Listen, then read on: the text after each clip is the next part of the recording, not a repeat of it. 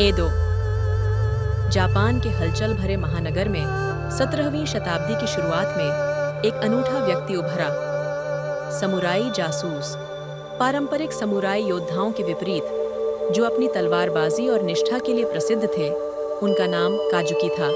एक पूर्व समुराई जिसने अपनी तलवार का त्याग कर दिया था और न्याय के एक नए मार्ग को अपनाया था।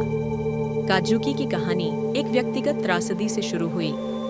एक विश्वसनीय साथी द्वारा धोखा दिया गया। उसने अपना परिवार और अपना सम्मान खो दिया। बदला लेने के बजाय उसने समुराई कोड की पीठ मोड़ दी और सच्चाई का खुलासा करने के लिए खुद को समर्पित कर दिया। अपनी तीव्र बुद्धि और तेज दिमाग के साथ वह जल्दी ही एदो में सबसे कुशल जासूस के रूप में जाना जाने लगा।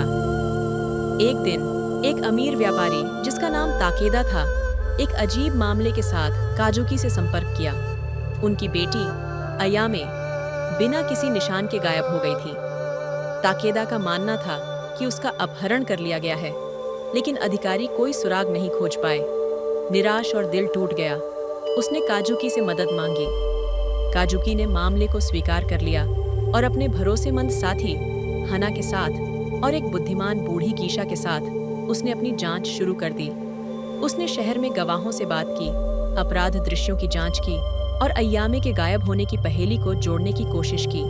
जैसे ही काजुकी मामले में गहराई से उतरे, उन्होंने धोखे और भ्रष्टाचार का एक जाल उजागर किया जो शहर की सीमाओं से बहुत दूर तक फैला हुआ था।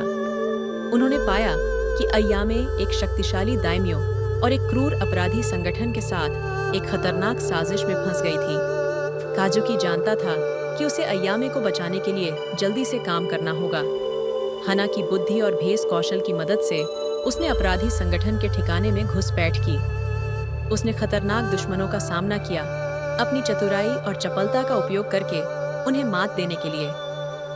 एक रोमांचक टकराव में काजुकी ने अय्यामे को बचा लिया और दाइमियों की अपहरण में शामिल होने का पर्दाफाश किया।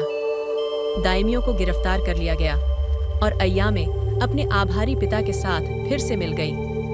एक कुशल जासूस के रूप में काजुकी की प्रतिष्ठा और भी मजबूत हो गई और वह एदो में न्याय का प्रतीक बन गया। लेकिन काजुकी का सफर खत्म नहीं हुआ था।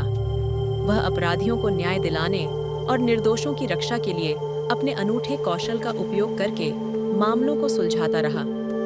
उनकी कहानियां पौराणिक हो गईं, जिससे जासूसों और जांचकर्ताओं की एक नई पीढ़ी को प्रेरित किया। काजुकी की विरासत उनकी मृत्यु के लंबे समय बाद भी जीवित रही।